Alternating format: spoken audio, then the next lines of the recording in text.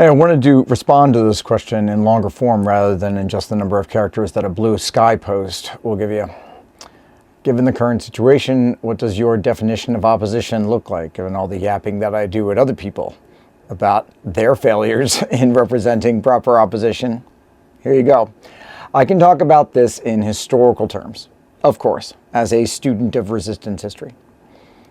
Opposition, when power drifts or hurdles towards authoritarianism, with grabbing forward with open arms. It's not another statement of concern. It's not another social media post about how the Constitution bars this from happening. It's the deliberate act of blocking oppression, of stopping abusive authority in the act, or denying its capacity to act.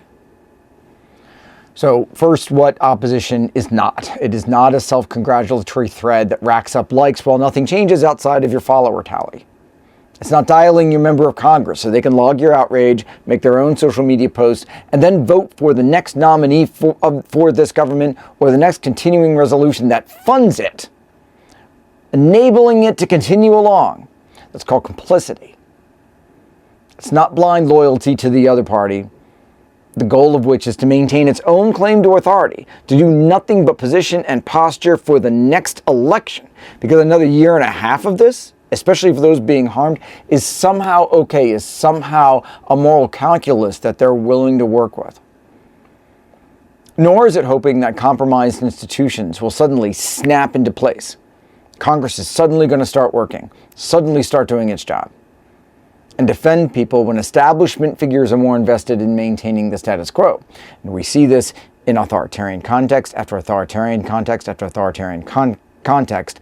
The ostensible opposition has more interest in maintaining their share of authority than they do in imposing the advance of the other side.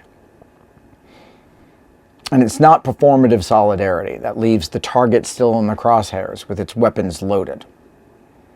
Historically, again, authoritarian regimes absorb that kind of theater without breaking a stride, just like this one is.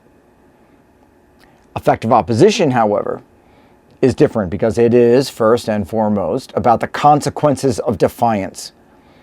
It's about collective courage. There's very little of that going around these days. It is characterized by a willingness to accept risk and engage in direct action to prevent the mechanisms of oppression from functioning.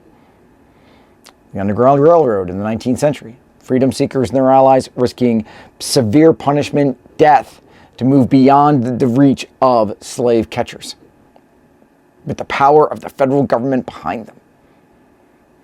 Occupied Europe, 1943, Danish and Dutch networks hiding Jewish people and moving them to safety, risking their own lives and forcing the occupiers to spend their resources, scarce resources, their capacity to hunt civilians instead of fighting the war. That's why 95% of Danish Jews in a country occupied for 5 years survived a war designed in part to erase them.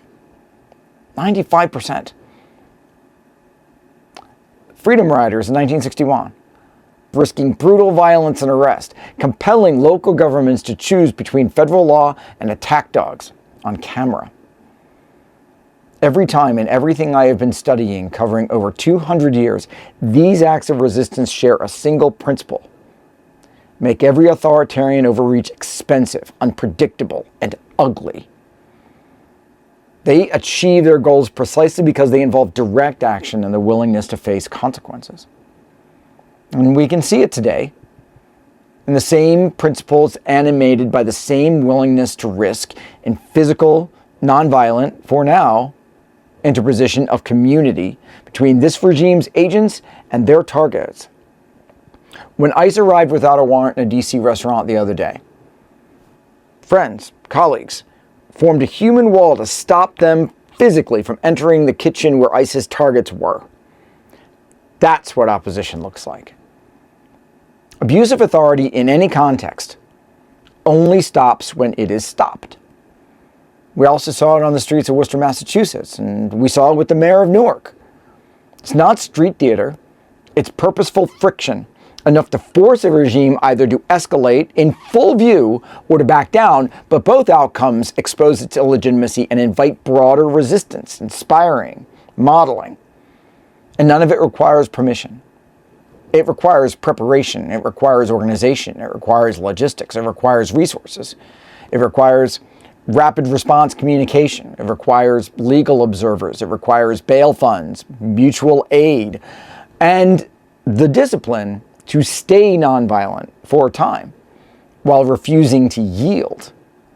You build that capacity block by block, you build it town by town, you build it city by city, and you join together regardless of what is on your voter registration card, regardless of whatever party you do or don't belong to. You do that, and then the machinery of repression grinds and then stalls. That's opposition. It's the organized practice of denying oppression its smooth operation, denying its message from getting out clearly, denying its ability to act without cost of its own. No illusions, no deference to broken channels, and no faith in parties content merely to watch and post about what they see, calling on others to act. That line's fallen. So I guess in the end, my idea of opposition is the defense of human dignity by people who understand that in the absence of real checks, we are the check.